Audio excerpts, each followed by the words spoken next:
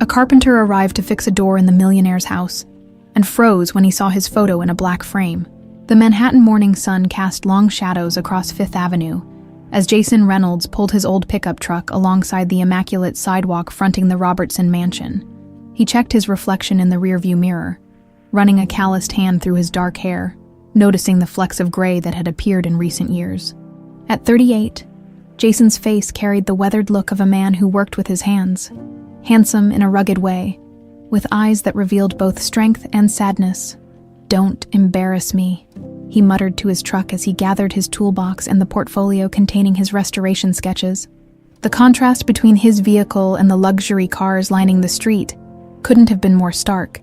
The Robertson mansion stood like an ancient fortress amid the modern high-rises, a relic of old New York money that refused to bow to changing times. 3 stories of weathered limestone with arched windows and intricate cornices. It whispered of secrets and old wealth. As Jason approached the imposing front entrance, he felt a familiar tension in his shoulders, the working-class reflex of entering spaces not meant for people like him. 8 years of raising his daughter Zoe alone had taught him to swallow that discomfort and do whatever job paid the bills. The massive oak door swung open before he could knock. An older woman in a crisp uniform regarded him with practiced neutrality. "Mr. Reynolds, I'm Jessica Moore, the head housekeeper. Mr. Peterson mentioned you'd be arriving to assess the restoration work." "That's right, the east wing doors and some window frames." "From what I understand," Jessica nodded, "Mrs. Robertson is hosting her garden club this morning, and Mr. Kenneth is resting. If you'll follow me to the main hall, I'll have you wait there while I gather the house plans you'll need." Jason followed her through the entrance foyer, their footsteps echoing against marble floors. The interior smelled of beeswax and old money, polished wood, aged leather, and something else he couldn't quite place. Perhaps it was the scent of time itself. "Please wait here," Jessica said, gesturing to an ornate bench in the grand hall. "I'll return shortly." Alone, Jason's craftsman eye immediately took in the exquisite woodwork surrounding him. Hand-carved moldings, quarter-sawn oak paneling, the kind of craftsmanship that had largely disappeared from the modern world. His fingers itched to touch it, to feel the grain patterns that told stories of growth and survival. That's when he saw it. On the far wall, among a collection of portraits and landscapes, hung a painting that seemed to absorb the light around it.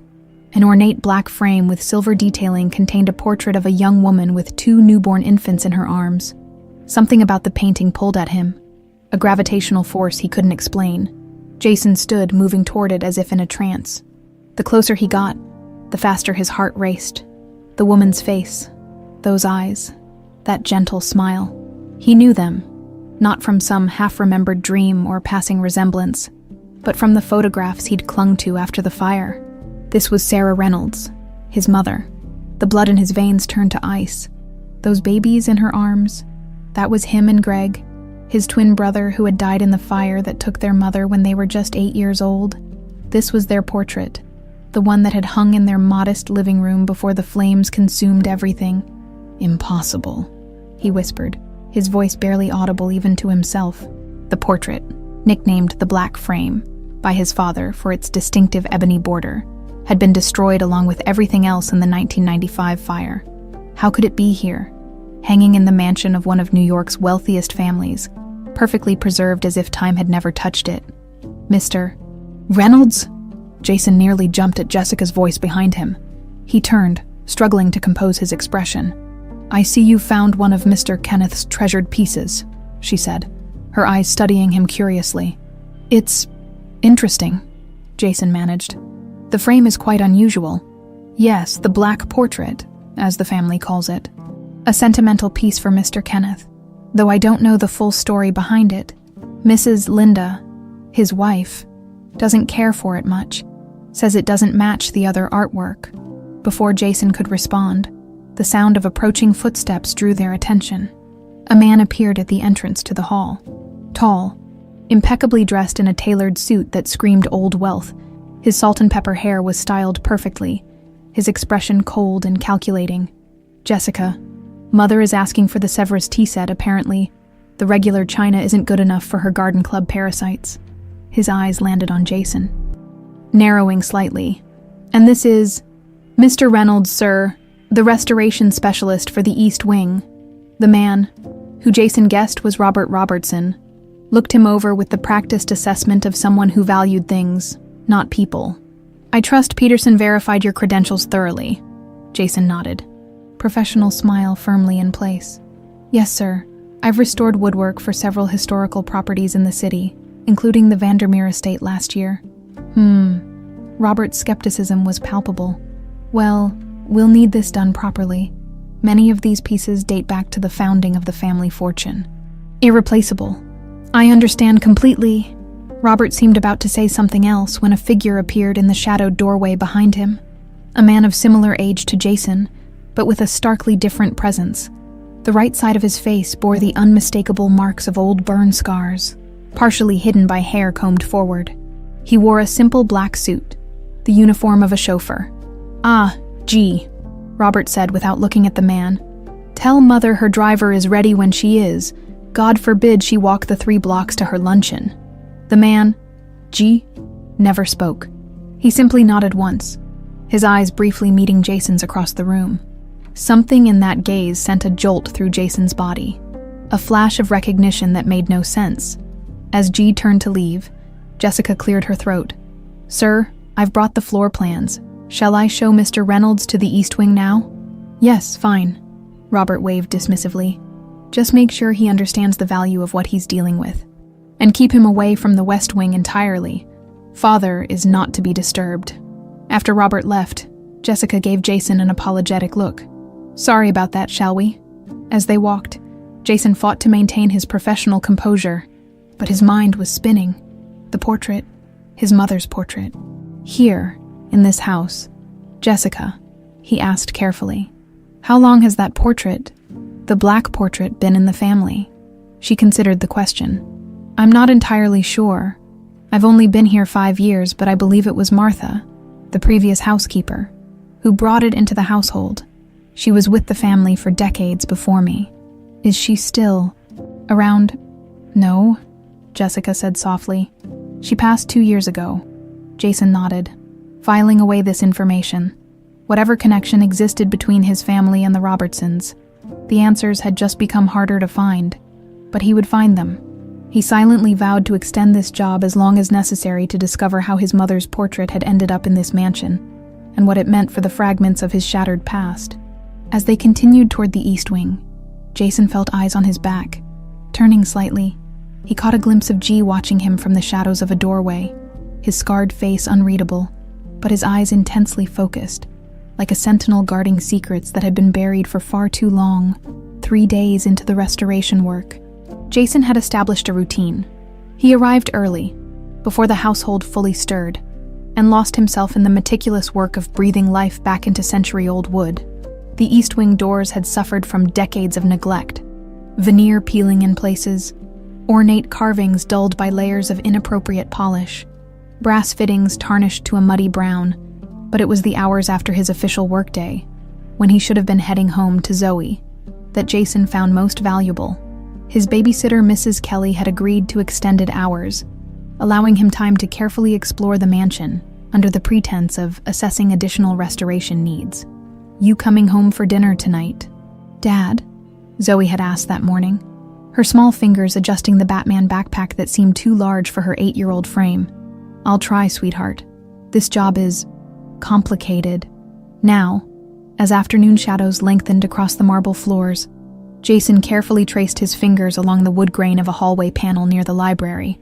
The Robertson mansion was a labyrinth of history, each corridor telling its own story, but none of those stories explained why his mother's portrait hung in the grand hall. Closing his eyes, Jason was pulled into memories he'd spent years trying to suppress.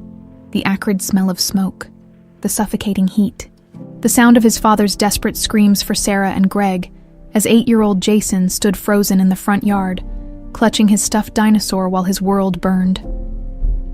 The wiring was faulty, the fire inspector had said, but Jason's father never believed it. There was nothing wrong with that wiring, Jack Reynolds would mutter during his increasingly frequent drinking binges. Nothing wrong at all. 2 years later, when the state removed Jason from his father's custody, Jack had gripped his son's shoulders with trembling hands. Remember the black frame, Jason. Remember it was special to your mother. It's not just a painting, it's proof. But proof of what? His father never said. And within 5 years, Jack Reynolds drank himself to death, leaving 15-year-old Jason alone with questions that had no answers. You seem quite interested in the woodwork beyond your assigned area. The voice startled Jason from his memories. Linda Robertson stood at the end of the hallway, a cold smile playing on her lips. Despite her 65 years, she carried herself with the rigid posture of someone who controlled every aspect of her life, and preferred to control others as well. Her tailored cream suit probably cost more than Jason made in a month. Mrs. Robertson. Jason nodded respectfully. The craftsmanship throughout the house is exceptional. As a woodworker, it's hard not to admire it. Indeed. Her gaze was sharp, assessing. Robert mentioned you were working on the East Wing doors, yet I find you near the library. Just finishing up for the day, I was admiring the panel work on my way out. Linda's perfectly manicured fingers brushed an invisible speck from her sleeve. Mr. Reynolds, I appreciate professional curiosity, but I must insist you stick to your assigned areas. This house has been in my husband's family for generations. Many rooms contain valuable and delicate items. Of course, I apologize if I overstepped. No harm done, she said, though her tone suggested otherwise. I understand you've taken an interest in one of our paintings as well. Jason's heart skipped a beat, but he kept his expression neutral. The one in the main hall, the black portrait, it caught my eye. The frame has interesting detailing. Yes, a rather gloomy piece. Kenneth insists on keeping it prominently displayed, though it hardly fits the aesthetic of the room. Her eyes never left Jason's face. Do you have a particular interest in portraiture, Mr. Reynolds? Not specifically. I just appreciate craftsmanship in all forms. Linda made a non-committal sound. Well, I won't keep you. I'm sure your family is waiting. Just my daughter, Jason said, immediately regretting the personal disclosure. Single father, widowed, 3 years now. Something flickered across Linda's face. Not quite sympathy, perhaps calculation. How tragic. Children need a complete family. I raised Robert alone after his father died, until I met Kenneth, of course. It was challenging. The conversation was taking an uncomfortably personal turn. I should be going. Thank you for your understanding about the woodwork. As Jason gathered his tools, he felt Linda's eyes following him. There was something predatory in her gaze that made his skin crawl outside. The evening air provided welcome relief. The Robertson mansion, for all its grandeur, had begun to feel oppressive.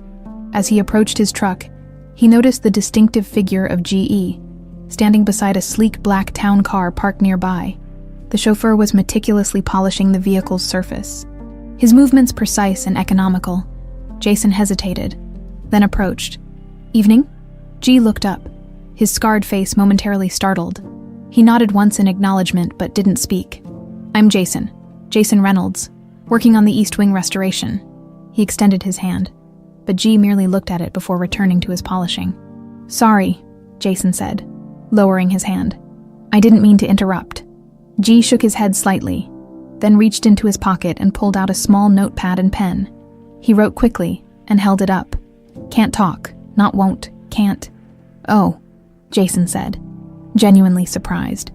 I'm sorry, I didn't realize. G shrugged, then wrote again. Burns damaged vocal cords. Long ago, something cold settled in Jason's stomach as he studied the man's scars more carefully. Burn scars, just like the memories that haunted his dreams. G appeared to be roughly his age, with dark hair similar to his own, despite the scarring. Were you born here at the mansion, I mean? G's eyes narrowed slightly. He wrote again, more slowly this time. Came with Martha after she retired. Martha, the former housekeeper. A nod. You knew her well. Another nod, more emphatic. I've heard she was with the family for many years, Jason ventured carefully. G studied Jason's face, a strange intensity in his gaze. He wrote again, the message sending a chill down Jason's spine. She saved me. Before Jason could ask what he meant, the mansion's front door opened, and Robert emerged calling sharply, G, Mother needs to be at the opera in 30 minutes. G pocketed his notepad and moved quickly to the driver's seat. As the town car pulled away, Jason couldn't shake the feeling that the encounter had been significant. that G knew something about Martha, about the portrait, perhaps even about Jason himself. Back in his truck, Jason sat for several minutes, mind racing. The portrait of his mother, Martha the housekeeper who had somehow acquired it. G, with his burn scars and mysterious connection to Martha, Linda's thinly veiled hostility, he started the engine, knowing Zoe was waiting, but he'd already made his decision. Whatever secrets the Robertson mansion held, he would uncover them, even if it meant stirring up ghosts he'd spent a lifetime trying to forget. The Robertson mansion's library smelled of leather-bound books and the subtle perfume of old paper, a scent Jason had always loved. It was Friday afternoon, his 5th day on the job, and he'd finally found an opportunity to explore the room that had captured his curiosity since day one. The household staff was busy preparing for a dinner party, and Robert had taken Kenneth to a doctor's appointment. Most importantly, Linda was at her weekly spa appointment, giving Jason at least 2 hours of freedom. "If you need anything, I'll be overseeing the catering preparations," Jessica had told him earlier, her voice low as she passed him in the hallway. Something in her tone suggested she understood more than she let on. Now, alone in the vast library, Jason moved methodically along the shelves searching for what exactly, he wasn't sure. Family records, photographs, some explanation for why his mother's portrait hung in the grand hall of a mansion owned by people who should have been strangers. The library was 2 stories tall, with a wrought iron spiral staircase leading to a balcony that circled the room.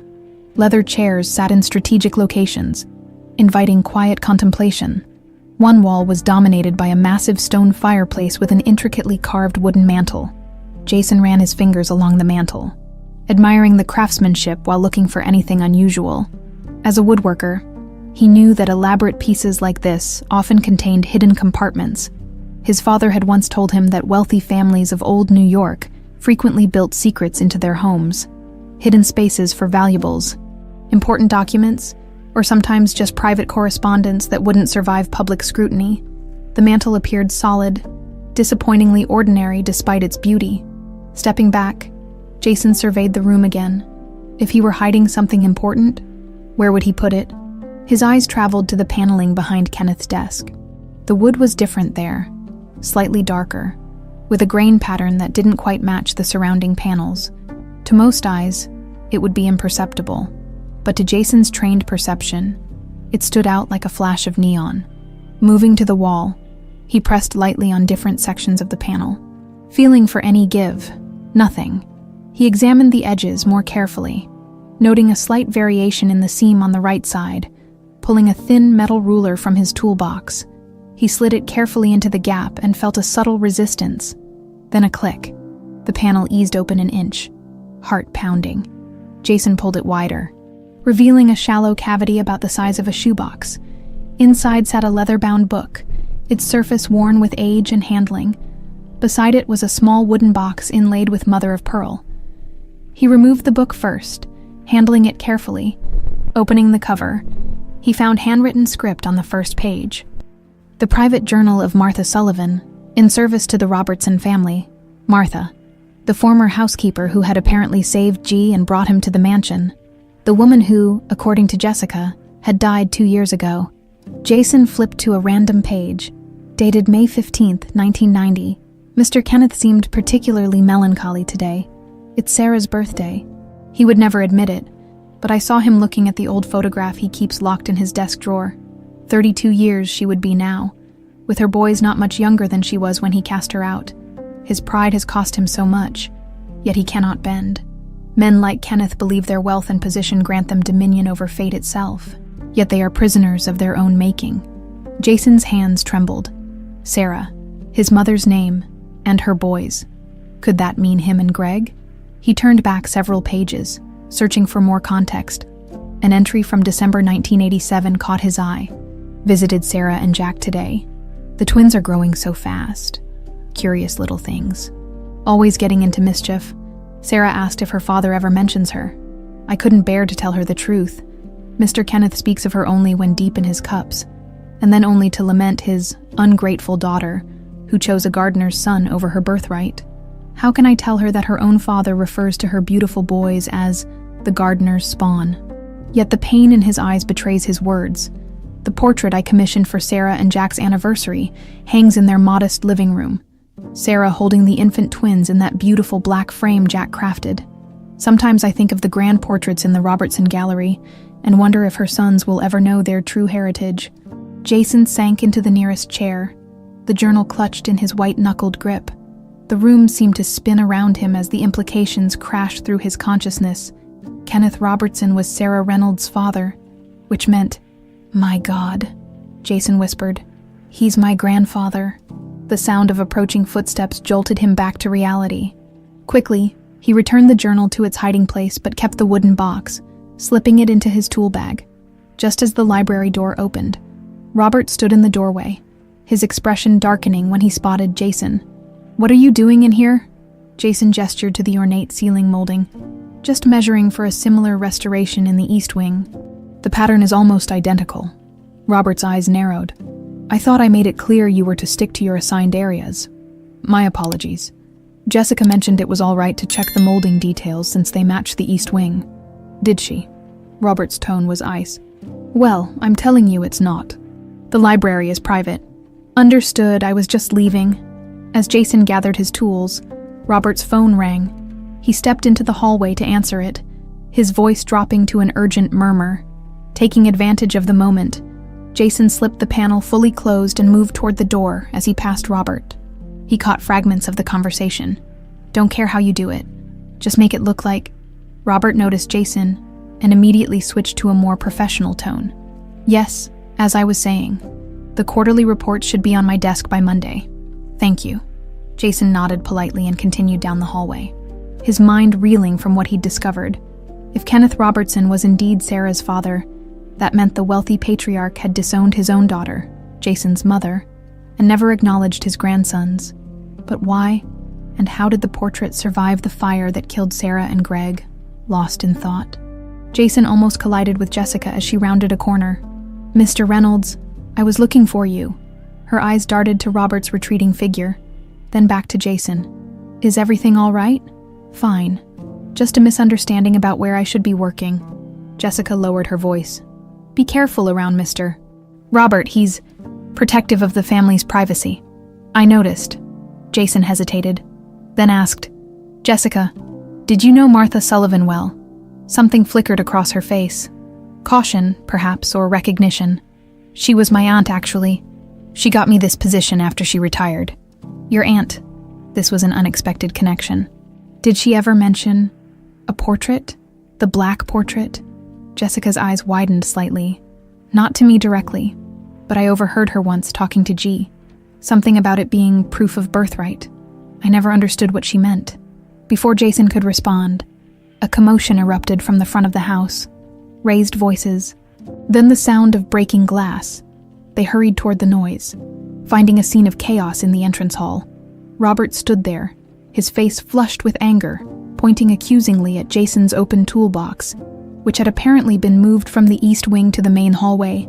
A valuable-looking silver statuette lay beside it on the floor. "I caught him red-handed," Robert was telling a security guard. "This priceless Tiffany piece was in his tools. He's been stealing from us." Jason stared in disbelief. "That's impossible. I've never seen that statue before." "Search his bag," Robert commanded. The security guard looked uncomfortable, but reached for Jason's tool bag. "This is absurd," Jason protested, though his heart raced at the thought of Martha's box hidden inside. Before the guard could open the bag, G appeared silently in the doorway, tablet in hand. He approached Robert and showed him something on the screen. Robert's face paled as he watched whatever G was displaying. "Where did you get this?" G tapped the tablet again, apparently showing more. "Fine," Robert snapped, turning to the guard. False alarm. The statue must have fallen accidentally. The guard looked confused but stepped back. Robert gave Jason a venomous look before storming off, G following at a distance. "What just happened?" Jason asked Jessica when they were alone. She seemed as surprised as he was. "I have no idea, but G just saved you from serious trouble." She hesitated, then added, "He's never done anything like that before, for anyone." As Jessica returned to her duties, Jason retrieved his toolbox. Mind buzzing with questions, he needed to examine the box from Martha's hiding place, but not here, not now. The stakes had just been raised significantly. Robert had tried to frame him, and G, for reasons unknown, had intervened. That evening, as Jason drove home, the wooden box sat heavily in his bag. A tangible link to the past he was slowly uncovering. Behind him, unnoticed in the gathering dusk, a black town car pulled out from the curb and followed at a discreet distance. The kitchen table in Jason's modest Queens apartment was barely visible beneath the scattered contents of Martha's wooden box. After putting Zoe to bed with promises of pancakes in the morning, he had carefully emptied the container, arranging its contents chronologically as best he could. Old photographs, newspaper clippings, birthday cards signed, "Love, Martha, to my dear Sarah." And most revealing of all, several letters written in an elegant hand. Signed, "Your father, Kenneth." Jason held one such letter, dated June 1982. To the light, "Sarah, your mother's pearls are enclosed. I couldn't bear to see Linda wearing them, knowing they were meant for you on your wedding day. This is all I can offer. Do not contact me again. You've made your choice, and I've made mine. The gardener's boy may have your heart, but he will never provide the life you deserve. I've instructed the family lawyers to honor your request to remove your name from all Robertson documents. As far as society is concerned, you are no longer my daughter. Perhaps someday you'll understand that bloodlines and reputation are the only true currencies in this world." Your father, Kenneth Jason, set the letter down, a strange mixture of anger and grief washing over him. His mother, disowned for falling in love with his father, a gardener's son, apparently, stripped of her identity, her inheritance, her family name, all because Kenneth Robertson couldn't bear the scandal of his daughter marrying beneath her station. The next document was a birth announcement, carefully preserved in tissue paper. Sarah and Jack Reynolds joyfully announced the birth of their twin sons, Jason Michael and Gregory Thomas Reynolds, born April 10, 1987. A photograph accompanied it, the same image from the black portrait, but in this version, it was just a simple snapshot. His mother's tired but radiant smile, two newborns with matching hospital caps, his father's handwriting on the back, "Our family, complete at last." The portrait that now hung in the Robertson mansion must have been commissioned afterward, the formal version of this intimate moment. The timeline was coming together. Sarah Reynolds, born Sarah Robertson, had been Kenneth's daughter. She fell in love with Jack Reynolds, son of the family gardener. Against her father's wishes, Kenneth disowned her when she chose love over wealth and position. Martha, the housekeeper, had maintained secret contact, becoming the only bridge between Sarah and her past. But why would Martha take the portrait the night before the fire? And how did it survive when his mother and brother didn't? Jason flipped through more documents until he found letters dated around the time of the fire in 1995. Most were from Martha to Sarah, but one caught his eye. A hastily scribbled note on Robertson estate stationery. S. L knows about our visits. Not safe. Heard her on phone with Cousin F planning something. Stay alert. We'll come tonight to discuss. ML had to be Linda.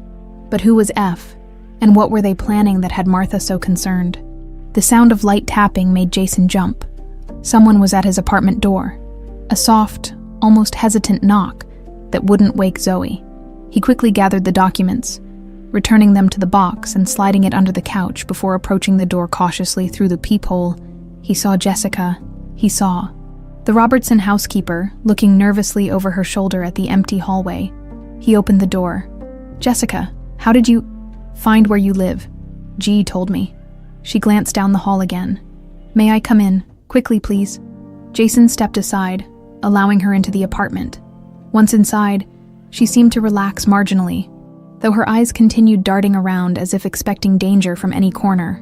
"I'm sorry to intrude like this," she said, voice barely above a whisper. "But after what happened today with Robert, and then seeing G follow you, I was worried. G followed me. He does that sometimes. Follows people in the town car. Usually on Mrs. Linda's orders, but tonight was different. He came back and went straight to his quarters without reporting to her." Jason considered this information. "Why are you here, Jessica?" She twisted her hands together. "My Aunt Martha raised me after my parents died. She was more mother than aunt to me. Before she died, she made me promise to watch over G and to help the sons when they returned. I never understood what she meant until I saw your reaction to the black portrait. Sons, Jason repeated. Plural. Jessica nodded. I think she meant you and someone else. Jason sank onto the couch. My twin brother, Greg, died in the fire with my mother, at least. That's what I was told. Are you certain of that?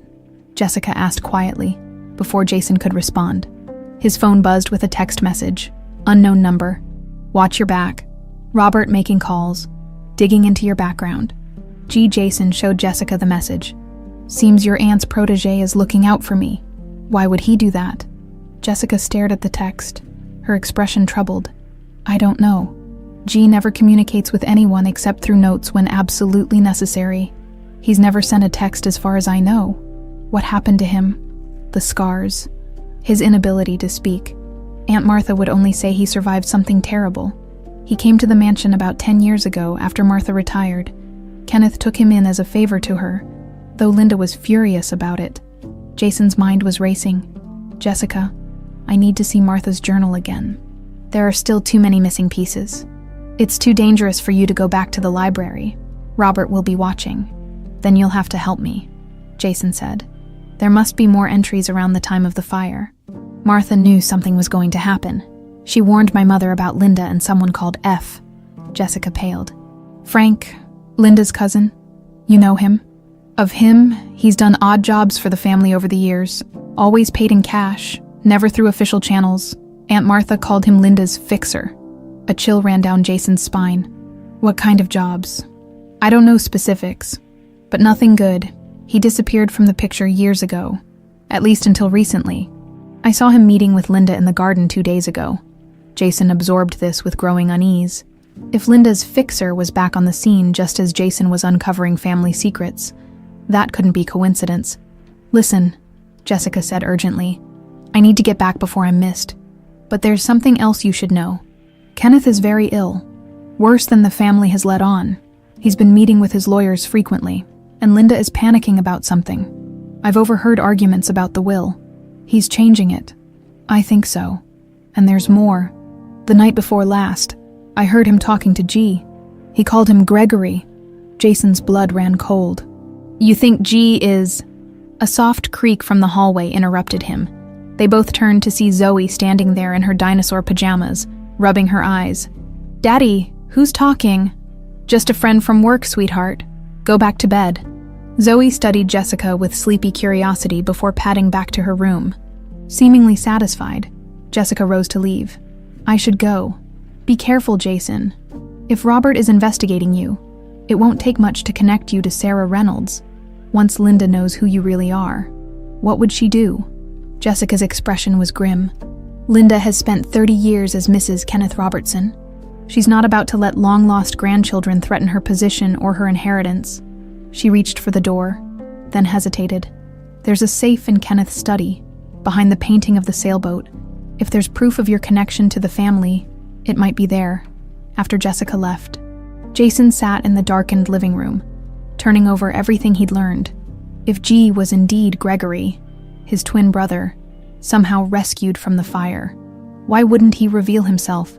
And if Kenneth was changing his will, possibly to include newly discovered grandchildren, how far would Linda go to protect her claim to the Robertson fortune? As if in answer, his phone buzzed again. Old man asking questions about you, said your name in his sleep. Linda heard, "Be ready." G outside, across the street. A black sedan's engine started. Jason moved to the window just in time to see it pull away, its taillights disappearing into the night. Can I come with you today? Dad, please. Zoe bounced on her toes beside the kitchen counter, her backpack already strapped on despite it being Saturday.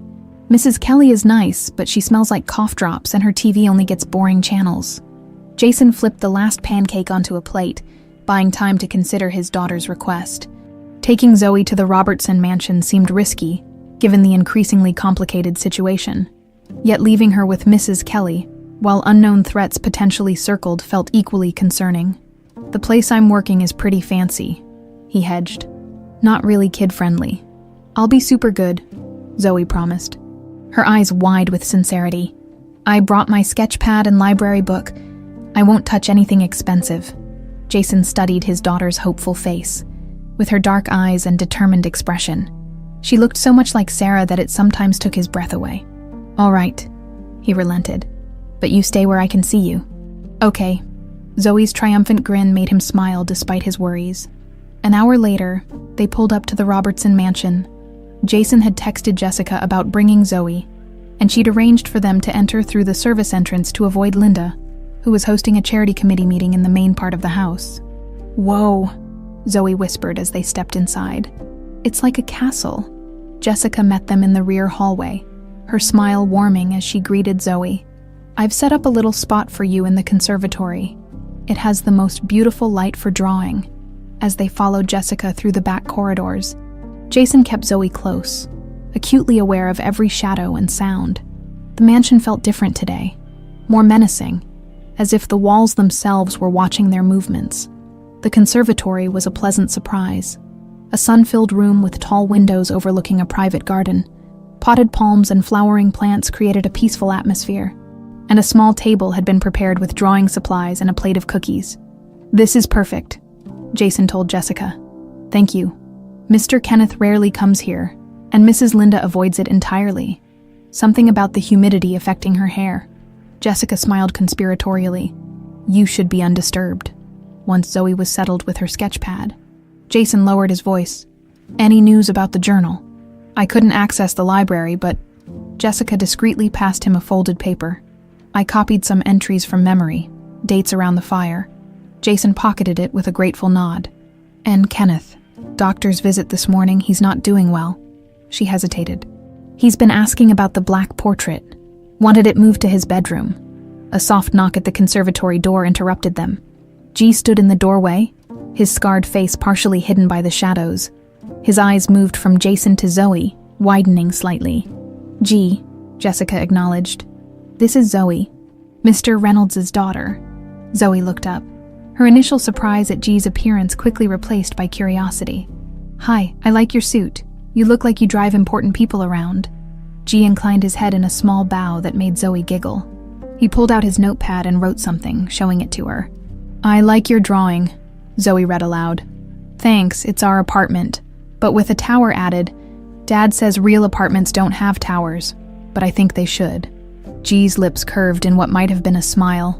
He wrote again. "Every home should have a tower," Zoe read, beaming. "See, Dad? He gets it." Jason watched the exchange with a strange tightness in his chest. There was something about the way G looked at Zoe, a profound tenderness that seemed almost familial. "G," Jessica said softly, "is Mr. Kenneth back from his appointment?" G nodded, then wrote a longer note which he handed to Jason. "Kenneth asking for you. Says he recognizes your craftsmanship. Private meeting requested." Linda furious. "Be careful." Jason shared a concerned glance with Jessica. "When?" "Now. I'll take you. Jessica will watch girl. I need to go with G for a bit," Jason told Zoe. "Job stuff. Will you be okay with Jessica?" "Duh, Dad. We're going to have cookies and talk about towers." Jason followed G through a series of back corridors and up a narrow service staircase. The contrast between these plain passages and the opulent main areas of the mansion was striking, a physical representation of the division between the Robertson family and those who served them. G stopped before an imposing mahogany door on the second floor, gesturing for Jason to wait. He knocked softly before entering, leaving Jason alone in the hallway. In those quiet moments, Jason studied the wood grain of the door, running his fingers over the carved details. His father had taught him that wood holds memories, that the rings record seasons of plenty and scarcity, that knots mark traumas overcome, that even after cutting, sanding and finishing, the core essence remains. The door opened, and G beckoned him inside. Kenneth Robertson's bedroom was elegant but austere, more like a high-end hotel suite than a personal space. The curtains were partially drawn, casting the room in a gentle half-light. And there, propped on a special easel beside the massive four-poster bed, was the black portrait. Kenneth himself sat in a wing-back chair near the window, a blanket covering his legs despite the room's warmth. At 85, he retained an impressive bearing, his silver hair carefully combed, his posture rigid even in obvious illness, yet the hands that rested on the blanket's edge trembled slightly. betraying the weakness his pride sought to hide. "Mr. Reynolds." Kenneth's voice was stronger than his appearance suggested.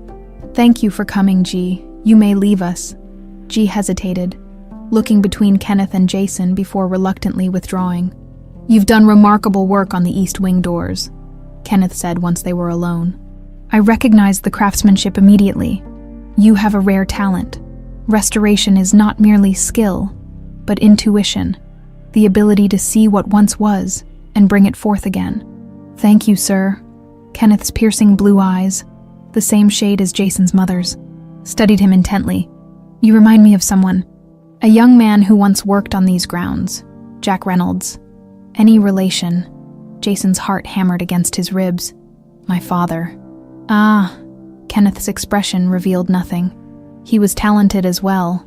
Different medium, gardening rather than woodwork, but the same understanding of living things. "You knew him well." "Well enough." Kenneth gestured to a nearby chair. "Please sit. Tell me, what do you think of that portrait?" Jason sat, eyes moving to the black portrait. "It's meaningful. Indeed a family piece, though not originally a Robertson heirloom. Martha brought it into the household some years ago, said it deserved proper preservation. It's been well maintained," Jason offered carefully. Kenneth's gaze hadn't left Jason's face. "The woman in the portrait, she has remarkable eyes, don't you think?" "Yes, the same shade as yours." The statement hung in the air between them, neither question nor accusation, merely observation. "Sir," Jason began, uncertain how to proceed. Kenneth raised a trembling hand. "I'm an old man, Mr. Reynolds, old and unwell. Time has a way of clarifying perspective. Pride and propriety once seemed worth any sacrifice now." He glanced toward the portrait. "Now I find myself questioning the wisdom of choices made long ago." Jason followed his gaze to the image of Sarah, his mother, Kenneth's daughter, holding her infant sons. "Sometimes the most important things are the easiest to lose," he said quietly. Kenneth's eyes sharpened. "You sound like her." He shifted in his chair, wincing slightly. "I have recently been reviewing my affairs, making certain adjustments to ensure all obligations are properly addressed." "I understand. Do you?" Kenneth leaned forward. "I'm not certain you do. There are forces in this house that resist change, Mr. Reynolds. Forces that have invested decades in maintaining a particular order."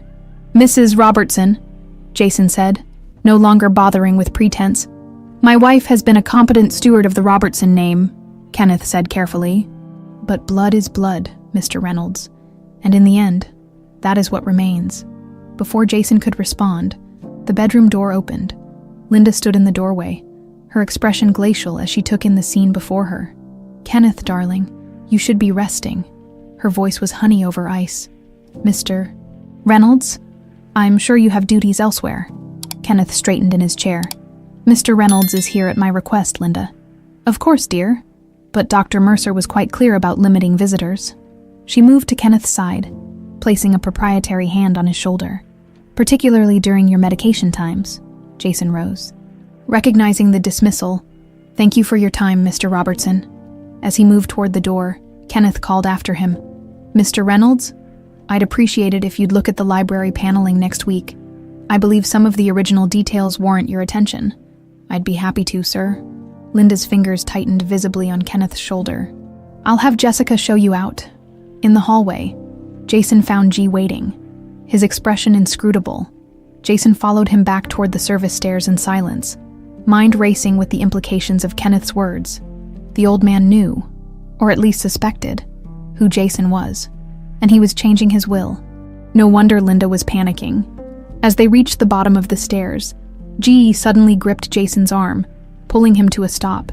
He pointed to his ear, then toward the nearby morning room, where voices were audible through the partially open door. "Don't care how you do it, Frank," Linda was saying. Her voice tense. "This needs to be handled immediately. He's asking too many questions, getting too close." "Like mother, like son," a man's voice, presumably Frank, replied with a chuckle. "Don't worry, Linda. I took care of the problem 30 years ago, didn't I? Some problems just need a little fire to solve them." G's grip on Jason's arm tightened painfully, his scarred face a mask of barely contained rage. Jason placed a steadying hand on his shoulder, feeling the tremors running through the other man's body. In that moment, with Linda's words hanging in the air between them, Jason knew with absolute certainty GE was Gregory, his brother, the twin who hadn't died in the fire after all. And the people who had set that fire were now planning something equally devastating to protect their claim on the Robertson fortune. The garden behind the Robertson mansion offered the only privacy Jason could find that afternoon.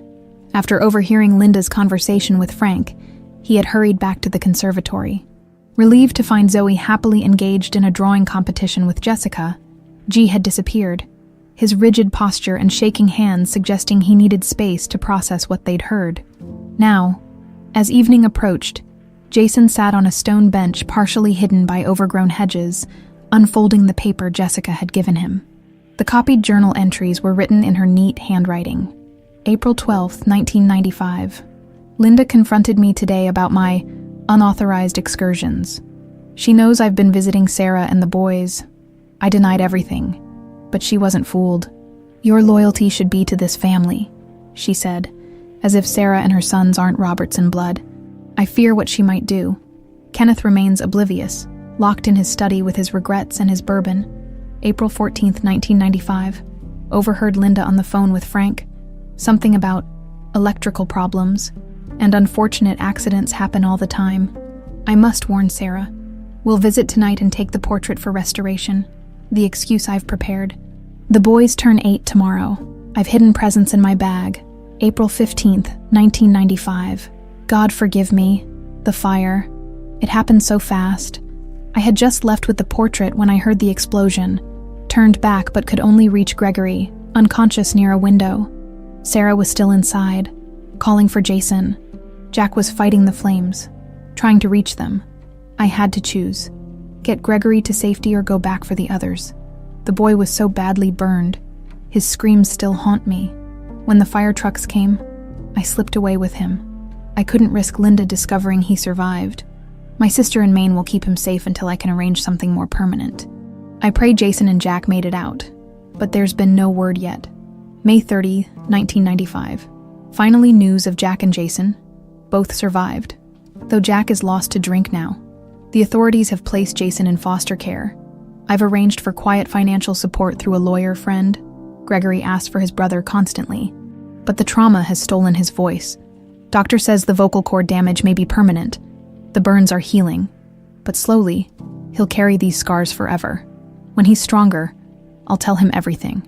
About Kenneth, about his heritage, about Linda's betrayal. For now, I let him believe his family is all gone. It's safer that way. Jason folded the paper with trembling hands. The final confirmation of what he'd already begun to suspect. The fire that killed his mother hadn't been an accident. Linda and her cousin Frank had engineered it to sever any connection between Kenneth and Sarah's family, and Gregory, had survived. Rescued by Martha, who raised him in secret to protect him from Linda, a shadow fell across the bench. Jason looked up to find Robert standing over him, his expression unreadable. Planning to spend the night in our garden, Reynolds? Jason stood, tensing for confrontation. Just taking a break before finishing up. A break that involves reading mysterious notes. Robert's eyes flicked to the folded paper in Jason's hand. Work calculations, Jason lied, for the materials I need to order. Robert studied him with a coldness that reminded Jason of Linda. You've been spending a lot of time with my father recently.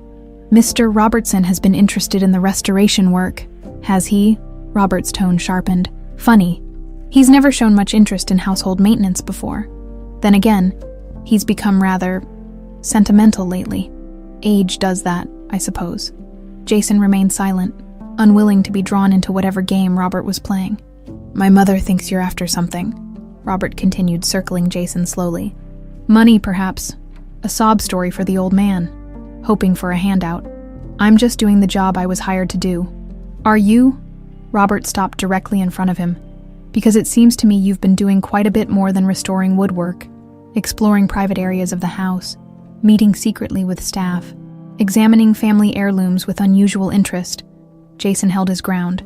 If you're unhappy with my work, I can leave the project unfinished. That won't be necessary. Robert's smile didn't reach his eyes. In fact, I think it's important you complete your work here. Every last detail. The threat in his words was unmistakable. "My daughter is waiting for me," Jason said, stepping around Robert. Yes, your daughter, Zoe, isn't it? Charming child. It would be terrible if anything happened to disrupt her stable little life. Children need security, don't they? A reliable home, a dependable parent." Jason stopped, turning slowly. "Are you threatening my daughter?" Robert's expression remained pleasant. "Simply making an observation about the vulnerability of single-parent households. Social services can be so interventionist these days." Before Jason could respond, the sound of approaching footsteps broke the tension. Jessica appeared around the hedge. "Mr. Reynolds, your daughter is asking for you. And Mr. Robert, your mother is looking for you. Something about the charity auction tomorrow." Robert's mask slipped back into place. "Of course, we'll continue our chat another time, Reynolds," as Robert walked away. Jessica placed a warning hand on Jason's arm. "Not here," she whispered. "The garden has cameras." They collected Zoe and made their way to the East Wing, where Jason's restoration work provided a legitimate reason for their presence. Once there, Jessica closed the door firmly behind them. "What happened with Kenneth?" she asked urgently. "He knows who I am," Jason replied, keeping his voice low while Zoe explored the partially restored room. "Or at least he suspects. He's changing his will. And Linda knows it. That explains the emergency calls to the family lawyer this morning." Jessica glanced nervously at the door. "And Robert? Just threatened Zoe and me, although in the most polite terms possible." Jessica's face paled. "You need to be careful. Robert may seem less dangerous than Linda, but he's just as ruthless. He's been groomed his entire life to protect the Robertson fortune." "I found out about the fire," Jason said, pulling out the journal pages. "Linda and Frank engineered it to kill my mother and sever any claim we might have on the Robertson name. And G is Gregory, my brother. Martha saved him from the fire." Jessica nodded slowly. "I suspected as much, but G never confirmed it. He keeps his past locked away as tightly as he keeps his voice. Why wouldn't he tell me? All these years, I thought he was dead. Fear, perhaps, or protection. Martha always said the less people knew, the safer everyone would be." Jessica glanced at her watch. "I need to get back before I'm missed. What will you do now?" "I need to speak with G, with Gregory, and I need to find proof of what Linda and Frank did. Martha's journal entries wouldn't stand up in court. There may be something in Kenneth's safe," Jessica suggested, "the one behind the sailboat painting in his study. I'll need a distraction to access it, and the combination. Leave that to me, tomorrow night. Linda's charity auction will empty the house of most staff. I'll create a reason for you to return." She hesitated. "Jason, if you find proof, what then?" "Justice for my mother, and protection for what's left of my family." He looked over at Zoe, who was carefully examining the ornate doorframe he'd been restoring, "including my daughter," after Jessica left. Jason knelt beside Zoe, helping her trace the intricate carvings with her small fingers. "Dad," she said thoughtfully, "why does that man G look at you so funny?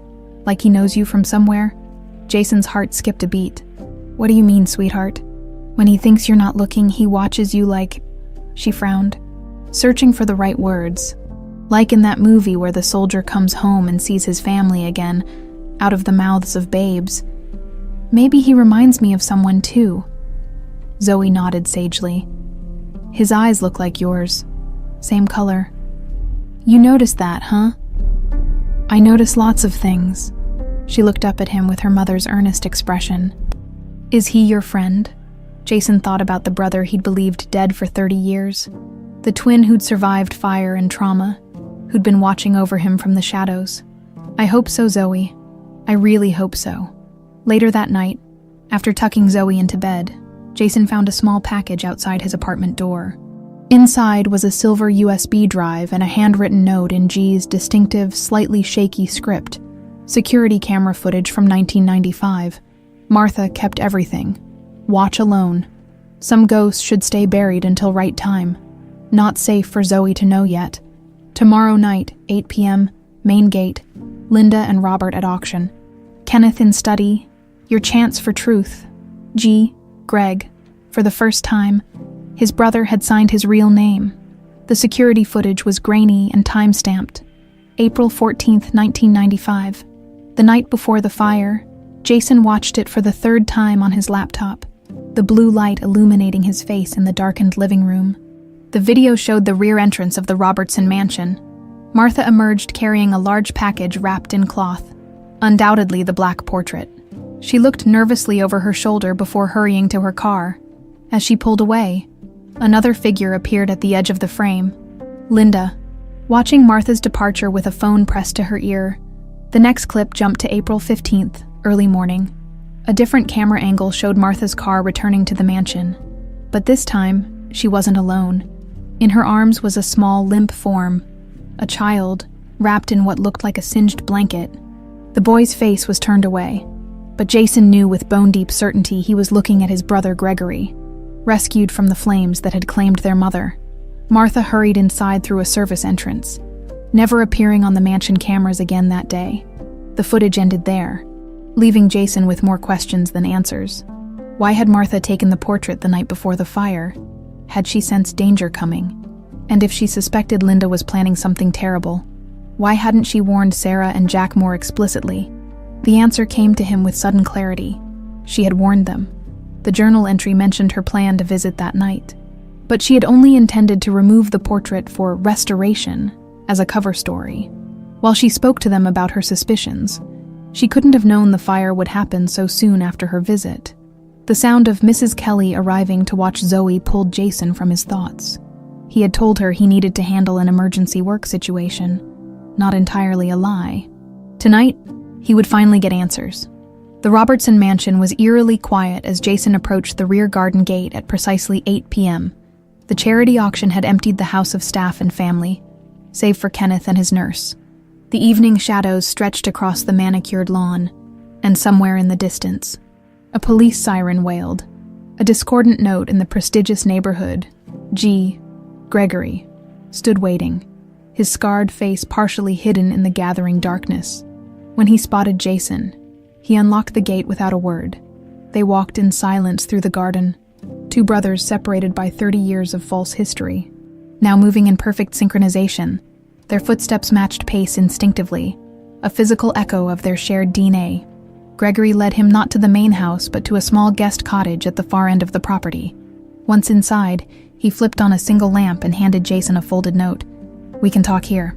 No cameras, no listening devices." Martha made sure of it. "Gregory," Jason said, the name feeling strange on his tongue. Gregory's face twitched at the sound of his full name. He wrote quickly, "Most know me as G now. Gregory died in that fire. But you didn't die, Martha saved you." Gregory nodded slowly, then wrote again, his hand trembling slightly. "I remember the heat, the smoke, couldn't breathe, couldn't find you. Mom was calling for us. Then darkness. Woke up with Martha in Maine, bandages everywhere. No voice." Jason sank into a chair, the weight of the past 3 decades pressing down on him. "All this time I thought you were dead. Dad thought you were dead. He never recovered. Drank himself to death when I was 15. Gregory's expression crumpled. He wrote again, "Martha told me he died when I was 10. Said you were in good foster home. Safer if everyone thought I died too. Linda would have finished the job if she knew. Why come back to the mansion? Why work for them?" Gregory's writing became more urgent. Martha got sick before she died. Told Kenneth everything. About Sarah being pregnant. About the twins. About the fire. Kenneth brought me here as driver. His penance. Linda doesn't know who I am. Just the charity case with burn scars that Martha begged Kenneth to help. But why didn't you find me once you were here? Let me know you were alive. Too dangerous. Linda watching. Robert watching. Martha said wait for right moment. Then you appeared, working on doors. Like universe bringing us back together. Jason ran a hand through his hair, emotions threatening to overwhelm him. Jesus, Greg. 30 years. We lost 30 years. Gregory placed a hand on Jason's shoulder. The first physical contact between the twins since they were children. His scarred fingers gripped tightly, as if afraid Jason might disappear if he let go. "Kenneth knows who you are?" Jason asked. Gregory nodded, writing, "Figured it out last year. Started changing will." Linda panicked, called Frank back. "The same Frank who set the fire that killed our mother." Gregory's eyes blazed with a fury that needed no words. He wrote a single word: revenge. Jason nodded slowly. But we need proof. Something that will stand up in court. Gregory moved to a small desk in the corner, unlocking the bottom drawer with a key from his pocket. He withdrew a metal box and placed it on the table between them. Inside were more of Martha's journals, photographs, and a small tape recorder with several cassettes labeled with dates. Martha recorded conversations? Jason asked. Surprised? Gregory nodded, selecting a tape labeled April 12th, 1995, and inserting it into the recorder. He pressed play. A woman's voice, presumably Linda's, though younger, filled the room. Becoming a problem, Frank. Martha's been visiting them regularly, if Kenneth ever found out Sarah has twin boys. A man's gruff voice replied. So, the old man disowned her, right? Not like they have a legal claim. Don't be stupid. Kenneth's getting sentimental in his old age. Last week I caught him looking at Sarah's childhood photos. If he reunites with her, if he meets those boys, everything we've worked for is at risk. I need this problem eliminated. What exactly are you asking, Linda? You know people who can make accidents happen. Electrical fires are common in older buildings. A pause, then. This is different than our usual arrangements. Linda, we're talking about your stepdaughter, children. She's not my anything. She's the mistake Kenneth made with his first wife. A mistake that needs to be permanently erased before it costs us millions. The recording ended. Jason sat frozen, the evidence of Linda's murderous plot hanging in the air between them. This is it, he whispered. Proof that she orchestrated the fire. Gregory nodded grimly, writing, more tapes, more evidence. Been collecting for years, waiting for right time. Why wait? Why not take this to the police immediately? Kenneth dying, cancer. Doctors give weeks. Newell names us both. You, me, Zoe. Need to protect him until it's official. Jason absorbed this information slowly. Linda and Robert know about the will. Know something changing, lawyer visits. Kenneth asking about you. Not sure they suspect me yet. A sudden knock at the cottage door made them both jump. Gregory motioned for Jason to stay silent as he approached the door cautiously. He opened it to reveal Jessica, her face flushed with urgency. You need to come quickly, she gasped. Kenneth's collapsed. He's asking for both of you.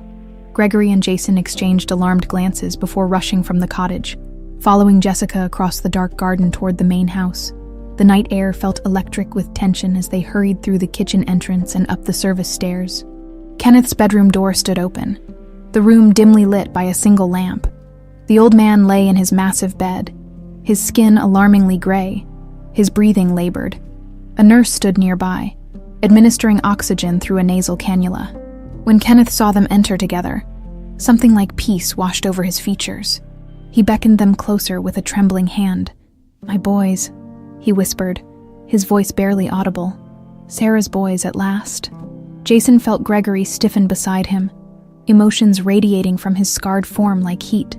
They approached the bed together, moving in that same unconscious synchronicity. Mr. Robertson, Jason began. Grandfather, Kenneth corrected, each word clearly costing him effort. Should have acknowledged you. Long ago pride. Such a destructive force. Gregory reached out hesitantly, taking Kenneth's frail hand in his own. The old man's eyes filled with tears. Gregory, my quiet warrior. Watching over us all these years? He turned to Jason. And Jason, so like your mother. Her strength, her talent. Sir, grandfather, Jason said, the word strange on his tongue. You need to rest. We can talk when you're stronger. Kenneth shook his head weakly. No more time for waiting. Papers signed. New will filed. But Linda, dangerous when cornered. As if summoned by her name, a commotion erupted in the hallway. Linda's voice, shrill with fury, carried through the open door. What do you mean I'm not allowed in? He's my husband. The nurse moved quickly to the door, closing it firmly and turning the lock. Mr. Robertson's orders, she explained. No visitors except those specifically named. Kenneth's eyes locked with Jason's. The safe, he whispered. Behind the sailboat. Everything you need. To protect yourselves. Gregory squeezed his grandfather's hand, tears tracking silently down his scarred cheeks. For the first time in 30 years, he tried to speak, his damaged vocal cords straining to form a single word, thank you. The sound, raspy and broken as it was, seemed to fill Kenneth with a final surge of strength. He gripped both their hands. Find the truth, all of it. Make this family what it should have been. Outside, Linda's demands grew more insistent. The door handle rattled violently. Time was running out. The nurse can't keep us out forever. Linda's voice pierced through the door. Robert, call Dr. Mercer immediately. Tell him Kenneth is being isolated from family during a medical emergency. Gregory gestured urgently toward the adjoining study. Jessica nodded, understanding instantly. The safe, she whispered. I'll try to buy you time. As Jessica approached the door, Gregory and Jason slipped into Kenneth's private study, quietly closing the connecting door behind them. The room was a testament to old money. Leather-bound books, hand-knotted Persian rugs, and furniture that had probably been commissioned specifically for the space generations ago. Jason quickly located the painting of the sailboat, a moody seascape that seemed at odds with the rest of the decor. As he carefully removed it from the wall, Gregory handed him a slip of paper with a sequence of numbers. Ed 4-1087, their birthday. The safe opened with a soft click, revealing several document folders, a velvet jewelry box, and a thick manila envelope labeled Contingencies in Kenneth's elegant handwriting. This must be it, Jason murmured, reaching for the envelope. The sound of the bedroom door finally opening halted their movements. Linda's voice carried clearly through the thin wall. Kenneth, darling, what's this nonsense about restricted visitors? I came as soon as I heard you were unwell. Kenneth's reply was too weak to hear, but Linda's response was sharp. Who's been in here? That nurse has no authority to... Mrs. Robertson, the nurse interjected firmly. Mr. Robertson explicitly requested limited visitation. His condition is fragile and excitement could worsen. I know my husband's condition better than anyone, Linda snapped. Where is Jessica? And where is that driver? They were seen entering this room. Jason and Gregory exchanged alarmed glances. Gregory scribbled hastily. Window now. They grabbed the envelope and quietly unlatched the study window, which thankfully opened onto a narrow balcony. As they slipped outside, Robert's voice joined the confrontation in the bedroom. Mother, perhaps we should respect Father's wishes for now. The doctor is on his way. Don't be naive. Robert, something is happening, and I intend to find out what. The balcony offered no obvious escape route. Gregory pointed to a nearby oak tree, its sturdy branches extending close to the balcony railing. Jason tucked the envelope securely inside his jacket and followed his brother's lead, climbing over the railing and leaping for the nearest branch. Years of construction work had kept Jason strong, but Gregory moved with surprising agility, suggesting his chauffeur duties hadn't been his only physical activity. They descended the tree quickly, dropping the last few feet to the ground, just as lights flicked on in Kenneth's study. Crouching low, they ran across the darkened lawn toward the guest cottage. Inside, Jessica was already waiting, her face tense with worry. They've called security to search the grounds, she said breathlessly. We don't have much time. Jason opened the manila envelope, spreading its contents across the small table. Inside were legal documents, old photographs, letters, and a sealed envelope addressed to my grandsons, in Kenneth's handwriting. Gregory broke the seal, his hands trembling slightly. They read together. Jason and Gregory, if you're reading this, circumstances have forced my hand before I could make proper amends in person. I've lived 3 decades with the knowledge that my pride cost me my daughter and nearly cost me my grandsons. When Martha revealed the truth about the fire and Gregory's survival, I believed I could correct my mistakes gradually, carefully. I was wrong. The documents enclosed provide everything you need. Proof of your parentage, evidence of Linda's crimes, and the provisions I've made for your future security. My lawyers have been instructed to execute the new will immediately upon my death. Linda and Robert will fight it. Of course, the recordings Martha kept all these years will be your shield. There is one thing you should know that even Martha never discovered. Linda's hold over Robert goes beyond maternal influence. Robert is not my son. He is the son of Frank Miller, Linda's cousin and co-conspirator. DNA tests confirmed my suspicions years ago. I kept this knowledge private to spare him pain, too. As Robert himself is unaware of his true parentage, I cannot undo the past. but I hope this truth brings you some measure of justice. Sarah deserved better from her father. You deserved better from your grandfather. With deepest regret and love, Kenneth Robertson. Jesus, Jason whispered, the revelation hitting him like a physical blow. Robert is Frank's son, Jessica gasped. That explains why Linda has always been so protective of him. Beyond normal maternal instinct, she's been guarding a secret that could destroy her position in society. Gregory was rifling through the other documents, pulling out what appeared to be bank statements. He showed them to Jason, pointing to regular payments to offshore accounts dating back 30 years, coinciding perfectly with the time of the fire. Payoffs, Jason realized. Kenneth kept records of Linda's suspicious financial activities. But why wouldn't he confront her? Jessica asked. If he suspected her involvement in Sarah's death, because he shared the guilt, Jason said quietly. He disowned his daughter, drove her away. In his mind, he set the stage for the tragedy. The sound of approaching voices broke their concentration. Flashlight beams cut through the darkness outside, sweeping across the cottage windows. Security, Jessica whispered. We need to leave now. Gregory quickly gathered the documents. Stuffing them back into the envelope, he scribbled a hasty note. Back exit, through woods, car waiting.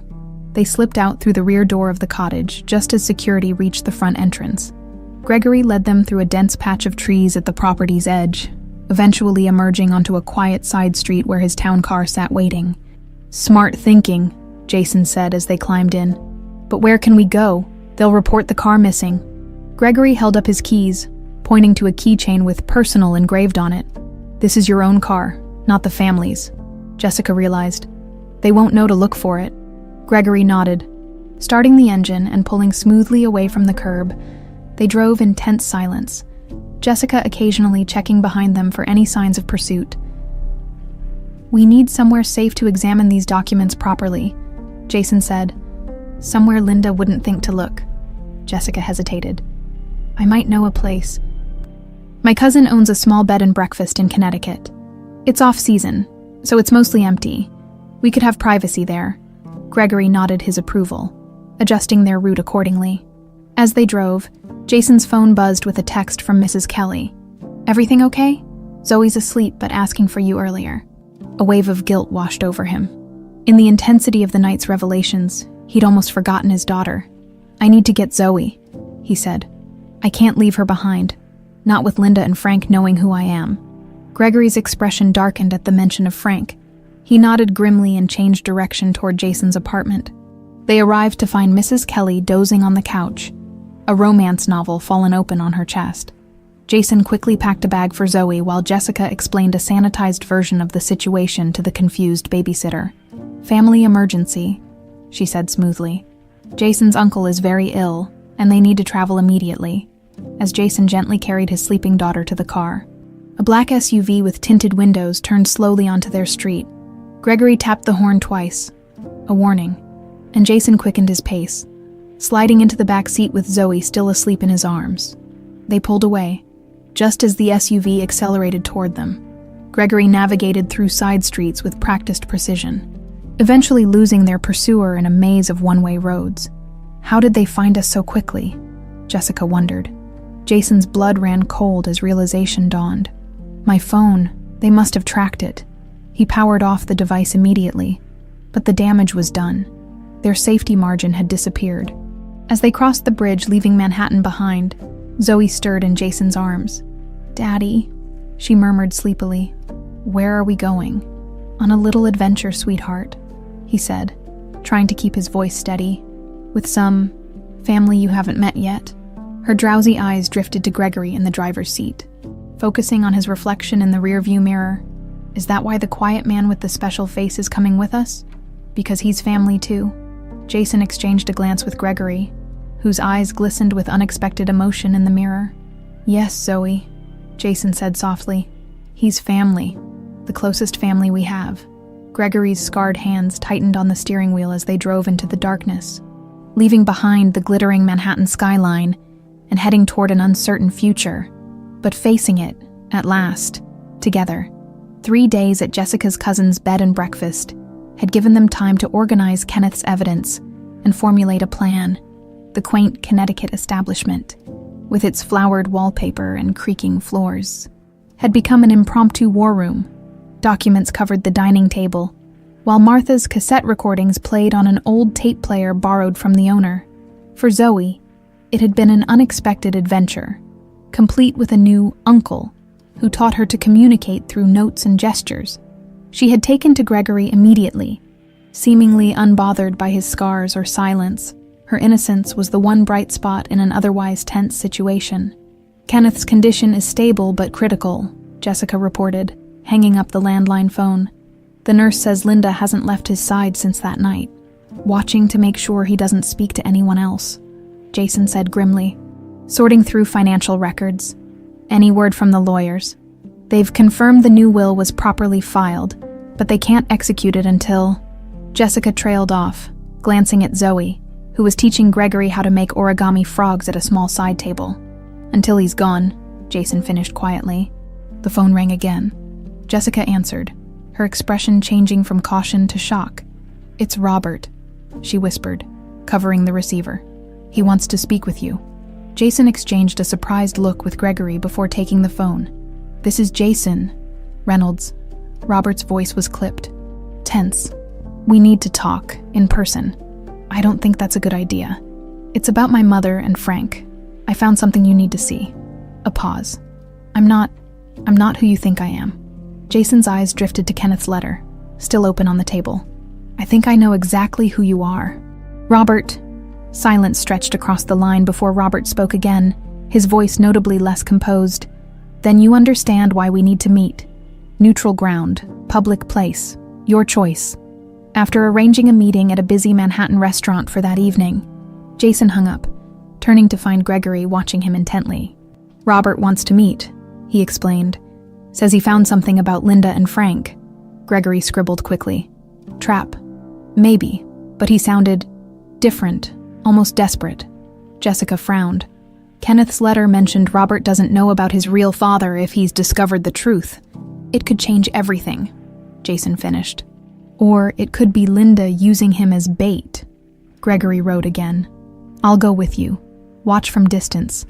And I'll stay with Zoe," Jessica added. "But be careful. Linda's desperate, and desperate people are dangerous."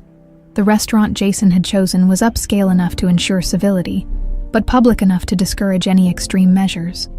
He arrived early, selecting a table with a clear view of both entrances. Gregory positioned himself at the bar, his scarred profile partially hidden by strategic lighting. Robert arrived precisely on time, alone and visibly agitated. His normally immaculate appearance showed subtle signs of strain. Slightly rumpled shirt cuffs, hair not perfectly in place. He slid into the seat across from Jason without greeting.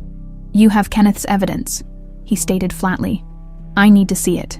"Why would I show you anything?" Robert's composed facade cracked slightly. "Because I found these." He placed a small envelope on the table. "Letters between my mother and Frank Miller, dating back to before I was born."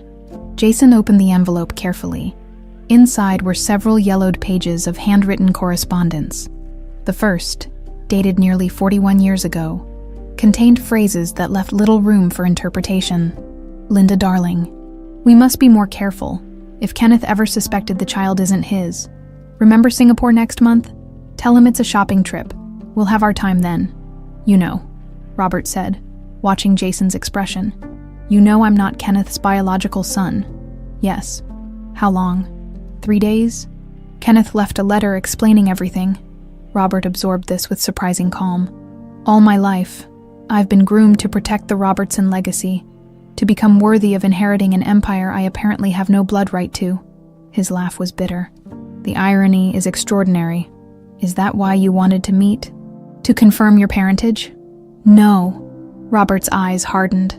"I want to know what my mother and Frank did to Sarah Reynolds and her family. The complete truth." Jason studied him carefully.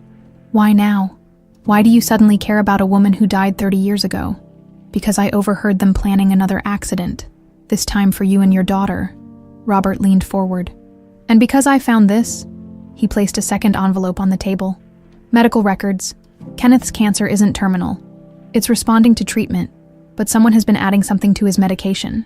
something that makes him seem worse than he is. Jason opened the second envelope with growing dread. Laboratory reports showed traces of various sedatives and heart rate depressants in Kenneth's blood samples, substances not prescribed by his doctors. My mother, Robert continued, has been slowly poisoning her husband while pretending to care for him devotedly, and I believe she did the same to her first husband, my supposed father, 20 years ago. The revelation hung between them like a physical presence. "Why come to me?" Jason asked. "Why not go to the police?" "Because I need to understand everything first. I need to know exactly what kind of monsters created me." Robert's voice cracked slightly. "And because I found something else in my mother's private safe. Something about the fire that killed Sarah Reynolds." Gregory had moved closer, seemingly engrossed in his drink, but listening intently. "What did you find?" Jason pressed. "Receipts for electrical components and accelerants, and a floor plan of your childhood home with specific areas marked." Robert met Jason's eyes directly. "She's kept them all these years like trophies." Gregory's glass slipped from his hand, shattering on the floor. The noise drew momentary attention, and when Jason looked back at Robert, the man's expression had changed. "That's him, isn't it? Your brother? The one who supposedly died in the fire?" Before Jason could respond, Robert continued. "The driver, G. I always wondered why Kenneth insisted on keeping him despite my mother's objections. Why he looked at him with such guilt." Gregory approached their table slowly, his scarred face impassive, but his eyes burning with decades of suppressed emotion. "He survived," Jason confirmed. "Martha saved him." Robert nodded slowly. "Martha, of course." He turned to Gregory. "You've been watching us all these years. Waiting, planning." Gregory simply stared back, neither confirming nor denying. "What happens now?" Robert asked, returning his attention to Jason. "You have Kenneth's evidence, I have mine. Together, it's enough to destroy my mother and Frank. But what about me? Am I collateral damage in your quest for justice?" It was the question Jason had been asking himself since reading Kenneth's letter. Robert was Linda's son, Frank's son, born of the two people responsible for his mother's death. Yet he was also a victim of their deception, shaped by lies not of his making. "That depends," Jason said carefully. "What do you want from this? The truth, all of it, and then?" Robert hesitated.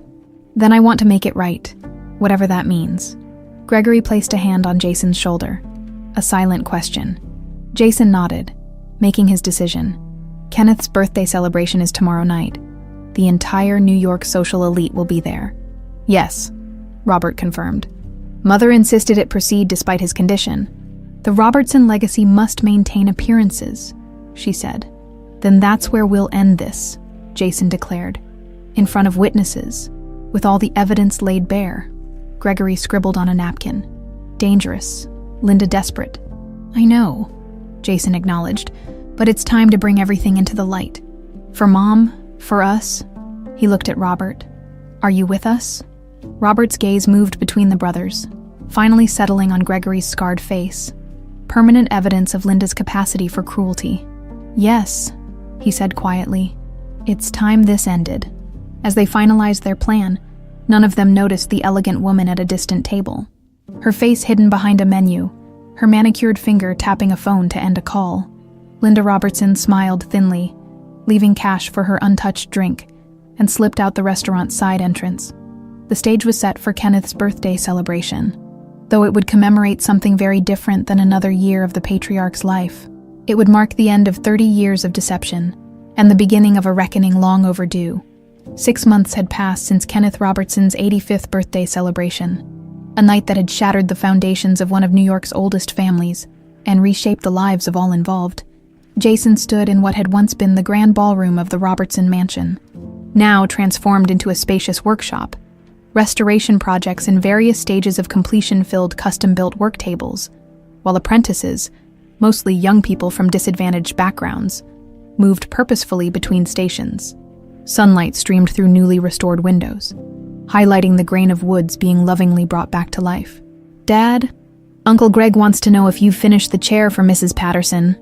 Zoe bounded in, her school backpack bouncing against her side. At 8.5, she had adapted to their new life with remarkable resilience, treating the mansion as her personal playground. "Tell him another hour," Jason replied, smiling at his daughter's energy. How was school? We're learning about family trees, Zoe said, her expression turning thoughtful. I told them mine is really complicated. Jason laughed softly. That's one way to put it. The events of that fateful birthday celebration still played in his mind with cinematic clarity. The gathered New York elite, champagne flutes in hand, had watched in stunned silence as the carefully orchestrated facade of the Robertson family crumbled in real time.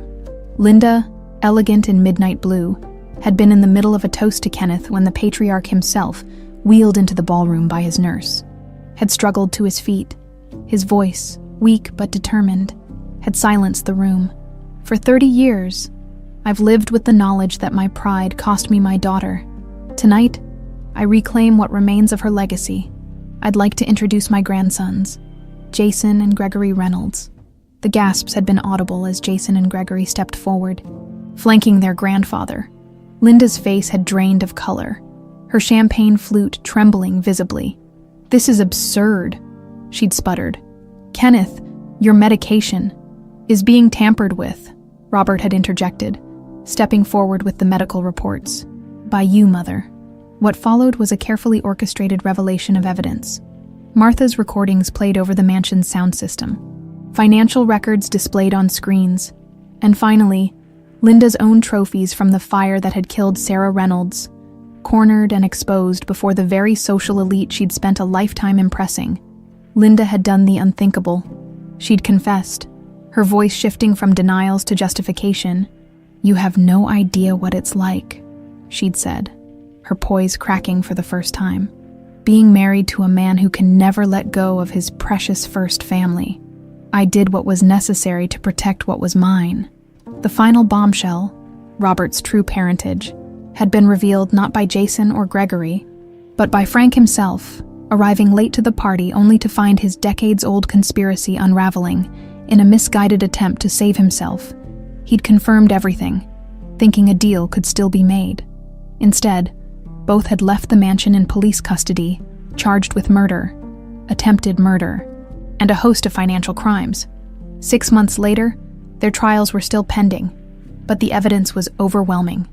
The Robertson name had weathered its greatest scandal, emerging transformed rather than destroyed. Uncle Greg says to come to the music room when you're done, Zoe added, pulling Jason back to the present.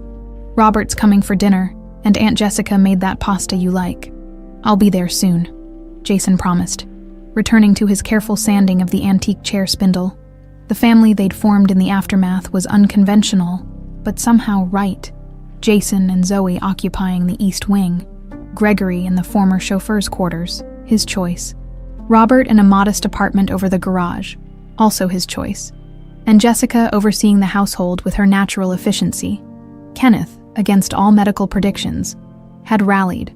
Once the poisoning stopped, though still frail, he had lived long enough to see the Robertson Foundation renamed for his daughter, and to witness the mansion's transformation into something Sarah would have approved of. Part workshop, part school, part home. Jason finished his work and headed toward the music room, passing the newly restored library. The room's secret compartment remained, though now it held family photographs rather than hidden evidence. The black portrait had been moved to the most prominent wall, restored by Jason's own hands. The music room, once a formal space used primarily for show, had become the heart of their unusual household. As Jason entered, he found Gregory at the piano with Zoe, patiently guiding her through simple scales. His brother's therapy had been progressing steadily, while full speech remained difficult. He could now manage short sentences with effort, though he still preferred writing for complex communication. Sounds good, Gregory told Zoe, his voice raspy but clear enough to make her beam with pride. Robert entered from the opposite door, carrying a bottle of wine. The past months had softened his rigid bearing, though periods of melancholy still overtook him at times. Finding out your entire identity was built on lies tended to have that effect. Jason, he acknowledged with a nod. The Patterson restoration looks exceptional. Thanks. Should be delivered next week. Their relationship remained complicated, neither friends nor enemies, but bound by shared trauma and a determination to rebuild something meaningful from the wreckage of the past. Kenneth joined them last, moving slowly with his walker, Jessica hovering nearby. At 85, He carried the weight of his past decisions visibly, but also the lightness of reconciliation. "My family," he said simply, surveying the room with clear eyes. Altogether, dinner was served in the informal dining room, conversation flowing easily between updates on the Foundation's work, Zoe's school projects, and Gregory's latest progress with his speech therapist. The heaviness of the past had not disappeared, but it had transformed into something they could carry together. After dinner, as the adults lingered over coffee, Zoe tugged at Gregory's sleeve. "Play the song," she whispered loudly. "The one Grandma Sarah liked." Gregory nodded, leading her back to the music room. The others followed, drawn by the gentle notes that soon filled the air. A lullaby that Martha had once hummed while cleaning, which she claimed Sarah had sung to her twin boys. Zoe sat beside Gregory on the piano bench, her small fingers occasionally joining his on the simpler notes. In the soft evening light, her profile showed hints of the grandmother she had never met. Jason stood by the black portrait, now understanding why Martha had risked so much to save it the night before the fire. It wasn't just a painting. It was proof of connections that no amount of wealth or social position could erase. Evidence that love persisted even when everything else burned away. Kenneth moved to stand beside him, gazing up at Sarah's face. "She would be proud," he said quietly, "of both of you and of her granddaughter." "I hope so," Jason replied. "I wish she could have seen all this." Gregory joined them, placing a hand on the ornate black frame. "She sees?" he managed, the words slow but clear. "She found us." As the last notes of the lullaby faded, the setting sun cast a particular ray through the western windows, illuminating the portrait in such a way that Sarah's loving gaze seemed to encompass everyone in the room. The shadow of the frame stretched across the floor, encircling them in what looked remarkably like an embrace. "She never left," Jason agreed softly. Outside, the restored gardens bloomed with new life, carefully tended native plants replacing the formal European specimens Linda had preferred. The Robertson mansion, once a monument to wealth and status, had been reborn as something far more valuable, a true home, where the broken pieces of multiple lives had been carefully restored and fitted together to create something stronger than before. Like the antique woods Jason lovingly brought back to life, the family had discovered that with proper care, what is damaged can be made beautiful again, sometimes even more beautiful for having been broken.